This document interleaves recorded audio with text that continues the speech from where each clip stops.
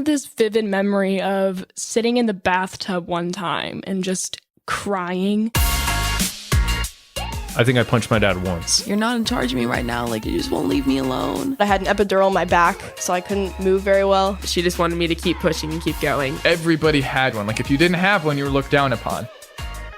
This is a show where teenagers share their experiences growing up in today's world. I'm your host, Dr. RJ, and this is A Teen's Perspective.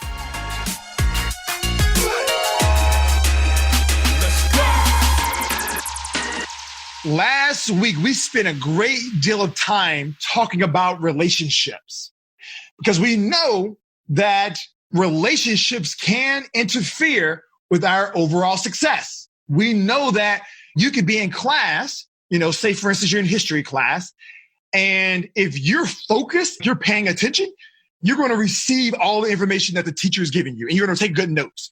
But we know that if you just prior to your class got in an argument with one of your classmates, or maybe it was one of your friends, then your mind is going to be so consumed that as the teacher's talking, you're not receiving the information.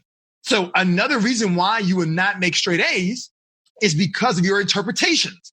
And your interpretations is basically one word. It starts with a G. What is an interpretation, guys? What do you guys know about that? What is interpretations? Put it in the chat. Who's getting extra credit today?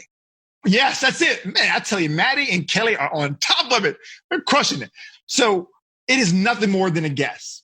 All right, Zion? So every single time you've been mad at someone or hurt by someone, you're guessing because you're not in their mind. You can't read their mind unless one of you guys have a mind reading machine, something like on X-Men, right? If you have one of those, then you're off the hook.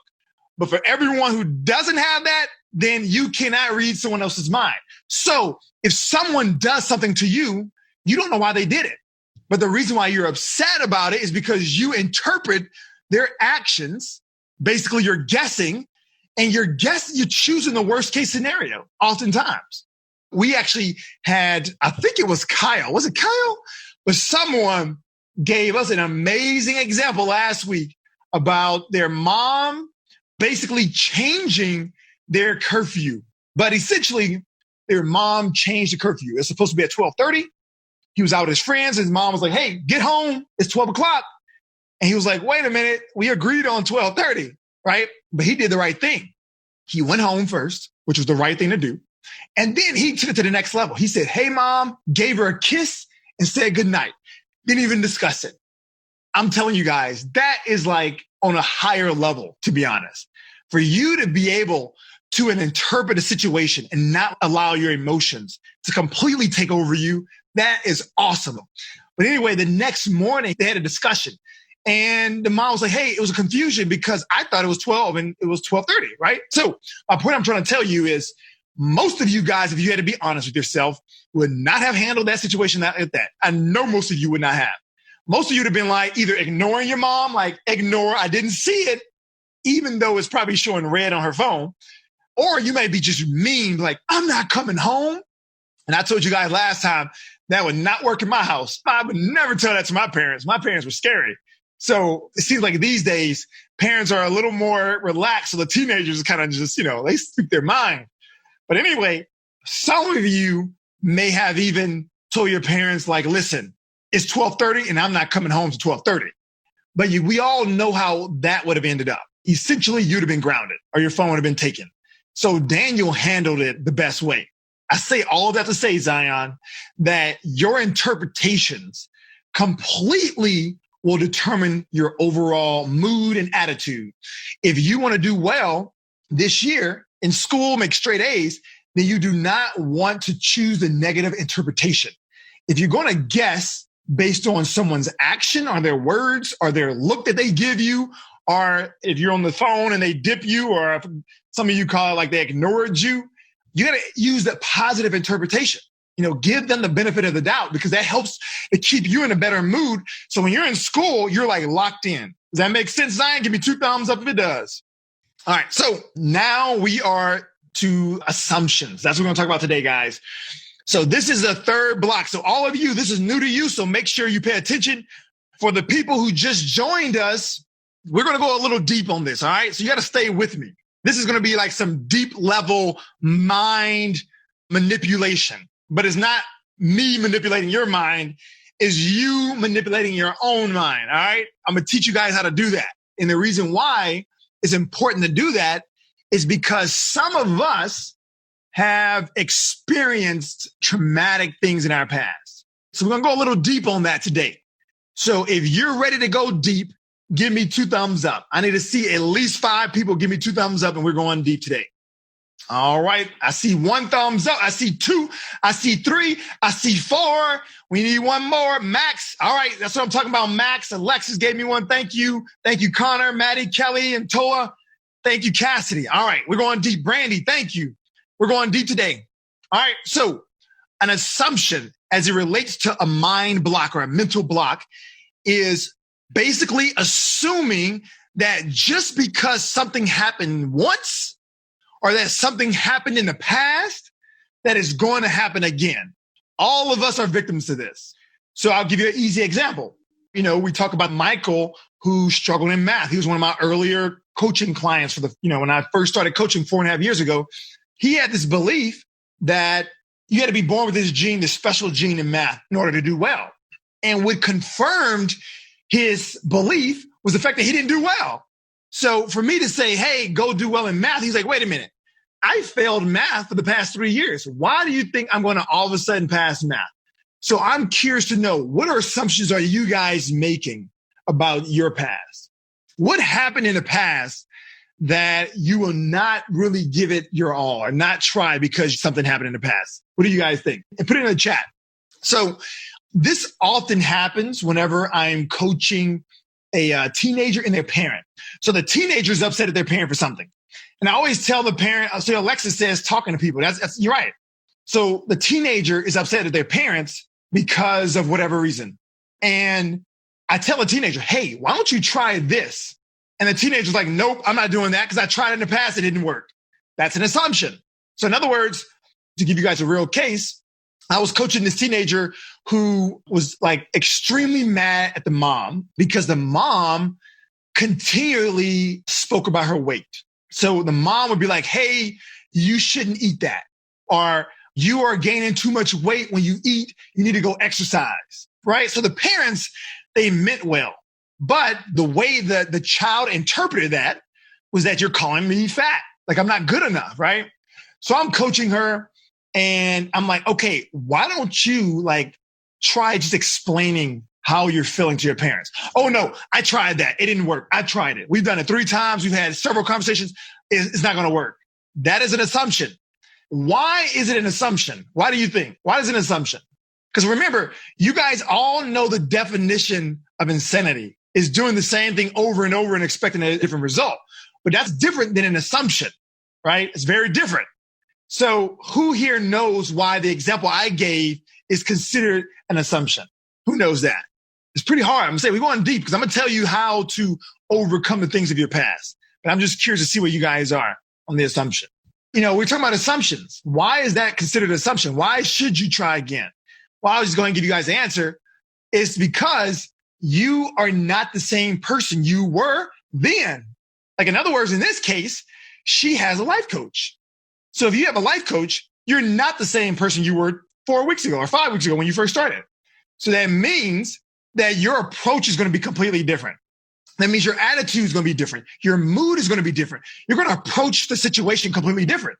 So you should try again now that you are like a new person in a sense. So that is the reason why assumptions does not help us. All right. So what I'm going to do over this next few minutes here is I'm going to show you how to overcome something of your past. So what I want you guys to do is I want everyone to choose a memory of your past that was extremely emotional, that you didn't like it and it make you feel good, and it may be limiting you in some way. You can share it on the chat or you can share it privately. This will make sense if you guys have a real memory as I bring you through this exercise. All right. So someone shared that one of the things in the past that is holding her back is that someone basically told her she's not going to be successful in life. And that's a hard thing to swallow, by the way. For someone to say that, we all know that words have power.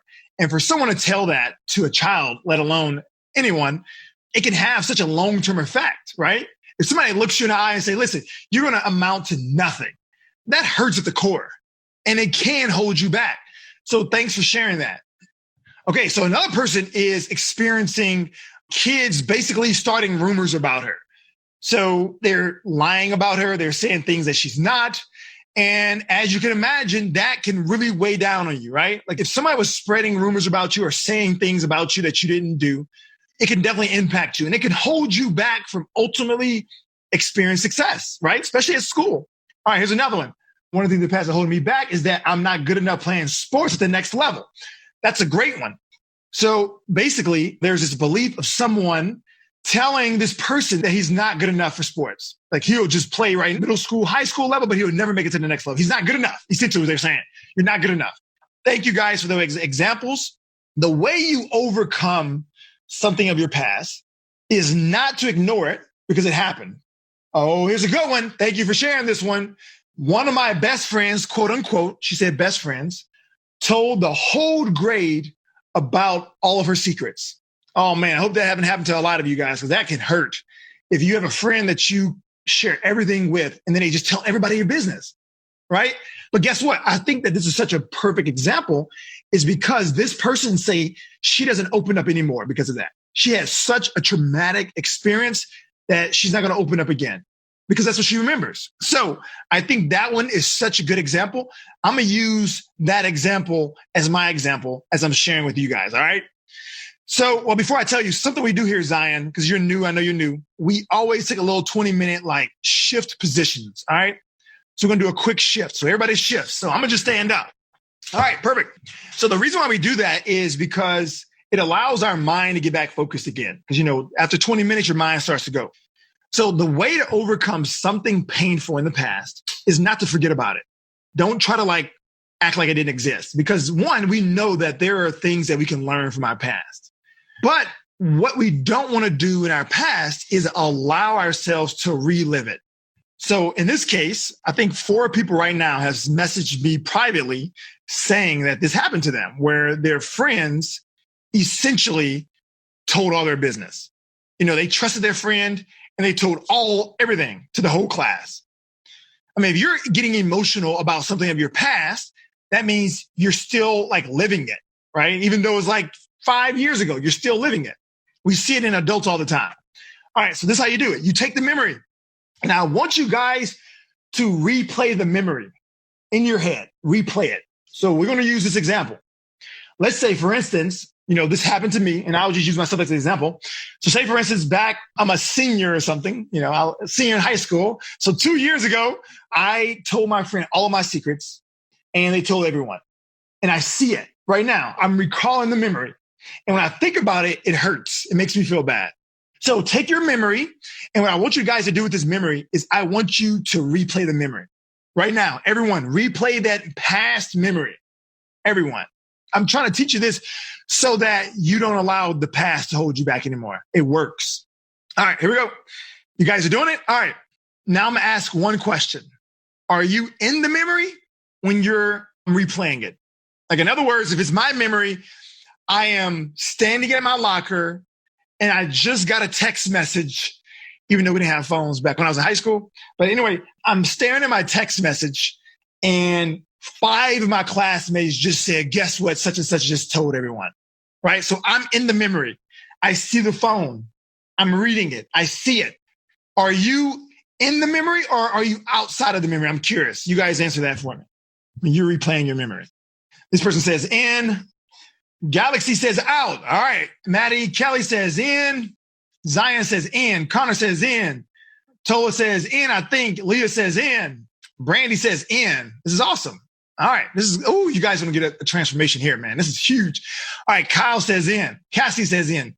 Samaya says out. All right. Here we go. This is going to be breakthrough. I'm telling you. Are you guys ready for this? This is going to be breakthrough. If you're in the memory, I gave you the example. I see myself at a locker. I'm looking at my phone. So in my memory, I'm looking at the phone and looking at the text messages because I'm in the memory. If anytime you are in a memory, you're going to re-experience the memory. In other words, you're going to refill those feelings. You're going to reinforce those beliefs. Like one of these people, a couple of you guys said, I don't open up anymore because somebody told all my secrets, right? So you're replaying the beliefs. You know why? Because the minute you feel like you want to open up, because we all want that. We all want someone that we could just share things with. We don't want to keep it all bottled in, but we're about to tell them. And guess what happens? We'd be like, oh, I just remembered. You replay that memory and you're in the memory. So then you're like, I'm not saying anything. I'm never opening up again. So the key is to get out of the memory. This is how you manipulate your mind. And I always encourage people to manipulate their mind, their own mind, not someone else's mind, their own mind. And the reason why is because naturally we are emotional creatures. We're so emotional. We make all decisions emotionally. You know, if somebody looks at us the wrong way, it ruined our whole day. We're snapping someone, they don't respond. We feel like we're a terrible person. Oh, they don't like me. Something's wrong with me, right? That's natural. That's what happens. So what I'm telling you guys is you have to get out of your memory. And the way you get out of your memory is to imagine that you're looking at that memory through a window. That's how you get out of the memory. So some of you may have said you were out of the memory, but technically you were really in the memory. The only way to be out of the memory is if you see yourself in the memory. That's how you know. You have to see yourself in the memory. If you don't see yourself, you're in the memory. Does that make sense? Give me thumbs up if that makes sense. Thumbs up if it makes sense. Okay, nice. Tola says yes. Cassidy says thumbs up. Max, Connor, Maddie Kelly says thumbs up. Yeah, that's it, guys. So when you're in the memory, you don't see yourself. You only see what happened. So say, for instance, I was coaching a teenager and her mom yelling at her was in her memory. Like she would see her mom like yelling and spit coming out, right? They didn't have masks back then. You know, you wouldn't wear a mask back then. The point is, that was the memory, this mean face of her mom. But I'm like, no, not going to work. You got to get out of the memory. You have to pull yourself back and look through a window and see yourself in the memory. So then you can sit back and watch yourself. You know, I see myself here at the locker. I'm checking my texts. I can see what I was wearing. Look at my shoes. I had a blue shirt on, blue shorts, white shoes. Yep, I can see because I'm out of the memory. All right, does that make sense, guys?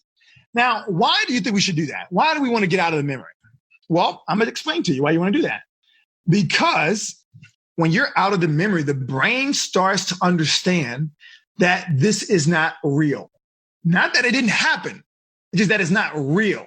Because believe it or not, your brain has a very difficult time determining what is real and what is not real. How many people knew that? How many people knew that your brain is very difficult for them to tell what's real and not real? How many people knew that? Say me or hands up or something. Yeah, me. So you guys knew that, right? Your brain doesn't know. It's so crazy. It's so funny how you could be thinking about something in the past or the future and you can experience the feeling right now as if it was happening. It happens all the time when I'm about to go on vacation. I start to get excited. I start to imagine me on the beach and I get so amped up and excited. And it's funny because my brain actually thinks I'm on the beach. I'm like, nope, dude, brain, I'm not even on the beach. I'm at home, right? The brain doesn't understand it and you get confused. So I'm telling you, whenever you imagine a memory and you're in it, your brain actually believes it's happening. And that's why you experience it. That's why it's so hard for you to open up again to your friends. So that is one thing. That's one step. I want you to get out of the memory. That's going to take away some of the feeling. And this goes for the people who are truly hurt. I've coached teenagers who were abused as a child. I've coached teenagers who were bullied. So if you have one of those experiences that is like extremely emotional for you, I'm going to ask you to take it a step further because just getting out of the memory is not enough. You got to take it a step further. So for you guys who've had a painful experience, take a step further, back out of the memory. But what I'm asking you to do now is to move away from the window. Slowly move away from the window. Because right now you're out of the memory because you're looking in the window. And now I'm asking is that you just slowly back away like this. Just back away from the window. Just keep backing away.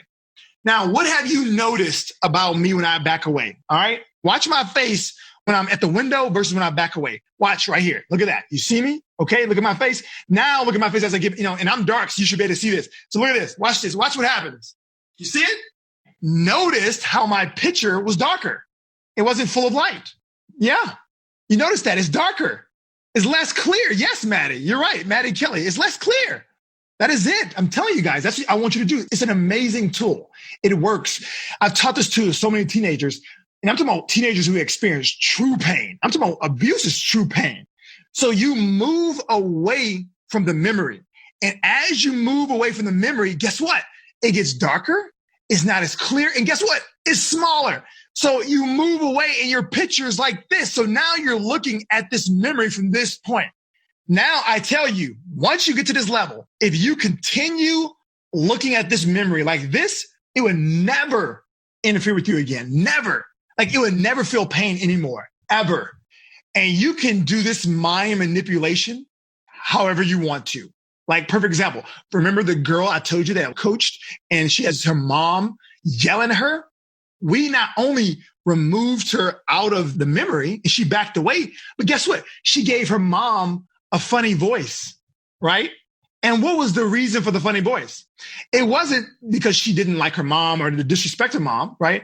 It's because she stopped taking the words that her mom told her seriously. She put it in a funny voice. It's like, hey, you're going to be nothing. And then it turned to like, you're going to be nothing, right? Then it's like, okay, if you keep seeing that memory with a funny voice, then it doesn't have the impact on you anymore. It does not have such a big impact anymore. All right, so if you guys are getting this, give me a thumbs up. Thumbs up, thumbs up, thumbs up. All right, I'm so glad you're getting this. So now that you guys have the power to manipulate your mind in a way so that the past no longer holds you back. So now for all of you people who were hurt by your friends sharing all of your information and you told yourself, I would never open up again. Now you've moved away from the memory. The memory is completely distorted in your mind. It no longer has the impact on you. Now you just make a simple choice. Remember, it's an assumption. How do we challenge assumptions? How do we challenge assumptions? I'm going to tell you. It's one question you ask yourself. Just one question. One question. This is the question. If you're having an assumption, so basically for everyone who said that I'm never opening up again, you ask yourself this one question. Just because something happened in the past, why does it have to happen again? Why does it have to happen again? Ask yourself that question. Why does it have to happen? Why? Just because it happened in the past. Remember, you're not the same person who you were in the past. At the time when they shared all of your information, you were not even the same person. You're a completely different person now. The reason why I know that is because you didn't have a life coach before now, right? You did not have experiences that you've had yesterday and the day before. So every day you're transforming, essentially. If you allow yourself to, you have experiences where you grow, you learn. So therefore, you're not the same person. So the same person who got bullied 5 years ago was not you. So therefore, why would you allow something to happen, in the past, like a bullying episode, impact you now? You're a different person. You have way more knowledge, especially all of you guys who've been on this call. I guarantee you, no one that you know in your circle, in your network, knows this trick I just taught you. No one knows that, right? So you guys are not the common. You guys are on a higher level of understanding as it relates to life and as it relates to your mind. All right. Does that make sense, guys? All right. So now that you know how to manipulate the mind for negative things of the past, guess what you can also do? What do you think? What else can you do? How can you use that trick to your benefit? How can you use that trick to actually enhance great moments of the past? What do you think? We do it all the time for confidence training. So I coach high level athletes. In fact, one of the kids I coach is a number 8 basketball player in the nation. So there's a trick that we do to develop confidence for this person. I take the same trick of the memory, but instead we do it the other way. I asked him about a time where he was the most confident he's ever been. And the example he gave me was, the game was on the line. His team was down by 1. He had to shoot 2 free throws. He's a basketball player. He nailed both of them. That was the time he said he felt the most confident. So guess what I did? I did the same trick, but the other way around. I say, hey, when you're shooting free throws, I want you to see yourself doing your routine at the foul line. I want you to see yourself holding the ball, shooting the ball, watching it go through the nets. How did that feel? I want you to re-feel that. And guess what we did? We put them in the picture and we made the picture brighter. So make it brighter, as bright as you can get it. Make it closer. Make the goal closer to you. Feel those feelings that you experience, because we want the brain to believe that that's happening again, basically to reinforce its confidence. So you could do it the other way. Does that make sense, guys? So for assumptions, you want to question your assumptions. If you have any assumption that you don't want to try something, that you do not want to, oh, this is a good one, actually. I don't want to try to meet someone new, because some of you guys are going to new schools. And maybe in the past, you had a friend that was mean to you, so you're scared to put yourself out there to go meet somebody else. All you have to do is ask yourself, just because it happened in the past, why does it have to happen again? And if it's really emotional, do that trick. Pull yourself out of the memory. Back away. Make it small and also make it dark. Cool. Now, what questions do you guys have about this? Derek, Fish, Leah, Max, Samaya, what questions do you guys have about this? This is a cool trick, and I want you guys to use it so that I can keep you guys in a high emotional state. That is the goal, to keep you in a high mental and emotional state. Any questions? Alexis, I appreciate your question. Someone else says, all of my friendships don't always go good. Okay, so that's good. So thanks for sharing that one. So here we go. I'm going to do Alexis first. So if you're in a roasting battle, so everybody know what that is, like, oh, you're joking around with your friends, and then they say something that hurts. They may be like, I'm going to tell you mine. When I was younger, I was really, really skinny, and I had, like, my ears were big. I had big ears. Now they're perfect size, but back then they were big. So my friends would be joking and all that stuff, and they'll talk about my ears, and then, I would laugh, but it hurt. It really did, because I was already self-conscious about my ears. So it hurts, right? So I'm going to tell you the same thing, Alexis. What you want to do is replay the memory, pull yourself out of the memory, and then make it with a funny noise, a funny voice. Like, your ears are too big. It's just something that makes you laugh, right?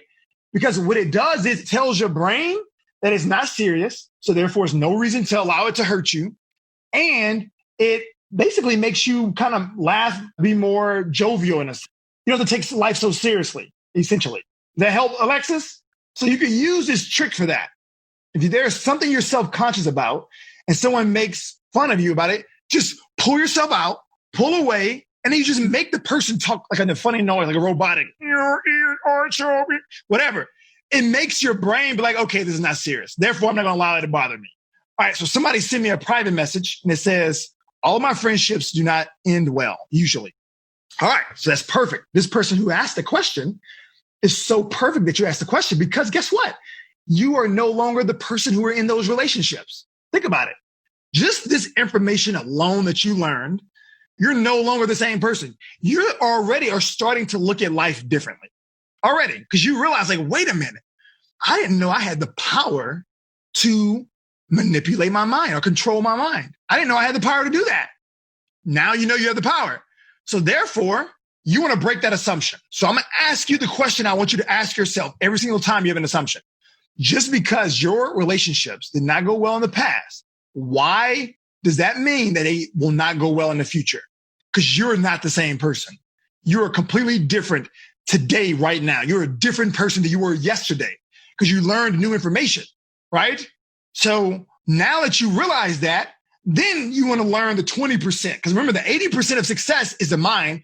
The 20% are the mechanics. So what are the mechanics for developing a friendship? Okay, be thoughtful, right? Ask about them. If something hurts you, talk to them, communicate. No more guesses, negative guesses. Be thoughtful, considerate, nice. These are mechanical things. This is only 20%, but the 80% is the big one. All right. So long as you know that 80%, your mind is conditioned that you can have great relationships, then you're going to have a great relationship. I hope that helped. Someone else asked me a question here. They said, if somebody's being really mean or saying negative things, how do I not let it get into my head? Thank you for asking that question. It's a great question. And it's very natural. Remember, last week, we talked about what is the natural thing to do, what happens naturally. And if someone is mean to you, naturally, you're going to feel bad, naturally. Alexa's recommendation is to say, yo mama, and move on, right? But I'm going to say is, this is what you do. I mean, you can say that. I'm not going to tell you what what you're going to do. You can say that. And then Alexa says, you got to put your glasses on in slow motion. I like that. So if someone is being mean to you, how do you not let it get to you? Well, one, you could use a trick, right? If somebody was mean to you in the past, you could use that trick. You could pull yourself from the memory, give them a funny voice, and then it won't bother you. If it's happening in the moment, how do you allow yourself not to let it get to you? So that means I'm here. Somebody was like, hey, you a loser, RJ. Naturally, that hurts. I don't like to hear that naturally. It hurts. But remember what I challenged you guys to do last week. I'm challenging you guys to not follow the natural course. Because remember, it's all a guess. You're guessing. So if this person was mean to me, oh, RJ, you're a loser. Does it really mean deep down, if I was to pull back their head, if I had that X-Men mind reading machine, I would be like, oh man, he really doesn't like me. He really think I am a loser, right? We can't read minds. So all you can do is guess. And I'm assuming that if it's bothering you, that you are agreeing with what they're saying, or you think something is wrong with you as the reason why they're mean to you. But I'm telling you guys, don't make negative guesses, because guess what? It could be another reason. They could be mean to you because someone just told them that you were laughing at them or you're making fun of them. So they want to get you back. That could be a reason. Or maybe somebody was bullying them and then they see that you're nice, so they want to bully you to make themselves feel better, right? That's another reason. Or maybe they got in trouble at home with their mom and they came to school and they've been mean to everybody. So that's a reason. Or maybe they just found out that their cousin is sick with COVID and they're scared and they don't know if their cousin's going to be okay. And that is the way they're handling their emotions, by being mean. We don't know why somebody would be mean. We don't truly know that. So if you interpret them being mean in your mind as something is wrong with me, you're going to feel terrible. In fact, it's going to limit you because you're going to have this voice in your head saying that I'm not good enough. Because we're actually going to talk about that next week. But what I'm encouraging you guys to do is do not do the natural thing. I want you to start interpreting positively, make positive guesses. So that means is when the person was being mean to me, I agree, walk away. There's no need for confrontation. It's pointless, right? Walk away, whatever. In your mind, be like, oh man, they're hurting. Because we know that hurt people hurt other people. So they're hurting. So either they're hurting because their cousin is sick, somebody bullied them, or whatever the reason is, they're hurting. Now, what I would do, I would take it a step further. Me personally, I would wait, until I'm calm, until they're calm, and I would just try to talk to them one-on-one somewhere. Because, it's a difference when people are around other people, but you get people one-on-one, generally speaking, they could be reasonable. So I'd be like, hey, man, I know I'm not sure if you were trying to be mean, but I really was impacted by what you told me. When you call me a loser, I'm not gonna lie, it hurt my feelings. Did I do something to you or what? And usually they'll tell you like, oh, no, I was just mad. Or I heard that you said something about me or my bad or whatever. But you know why most people don't do that? Most people do not do that is because they think that if they go to that person and say that, then that person's going to make fun of them and tell the whole school. That's why they don't do it. But once again, just because it happened in the past doesn't mean it has to happen in the future. Does that make sense, guys? Your goal, honestly, in life to get what you want is very, very simple. You have to maintain a very high peak mental and emotional state. So all the tricks that I'm sharing with you is to do that. So yeah, if somebody's being mean to you, it won't feel good, but it doesn't mean that you have to allow those emotions to harm you in any kind of way or hold you back from a better future. It doesn't. So I'm trying to teach you guys how to control the mind so you can get what you want. Because think about this. I was in school. To my knowledge, no one is making fun of me now. But when I was in school, people made fun of me. But guess what? Life goes on. It has no impact at all. It doesn't matter. But at the moment, it matters. So that's why I'm trying to equip you guys with the tools so that you will not allow it to hold you back anymore. Thumbs up if that was helpful. Thumbs up, thumbs up, thumbs up. Alexis, Tola, Maddie, Kelly, Cassidy, Connor, Max, all thumbs up. Thank you guys. Well, that is all I have for you this week. Next week, we're going to go into even a deeper topic. We're going to talk about your villain, which is that inner voice that's telling you that you're not good enough. We're going to handle that villain. All right. So make sure you guys join me next week. It was great talking with you guys. I hope you use those tools that I just shared with you so that you can, like I say, reach a higher level on your mental and emotional state. But until next time, I'll see you later. Bye. I hope you enjoy listening to the group coaching session. And I also hope that you are able to learn something that would help strengthen the relationship between you and your teenager. Until next time, this is a teen's perspective, helping parents see the future.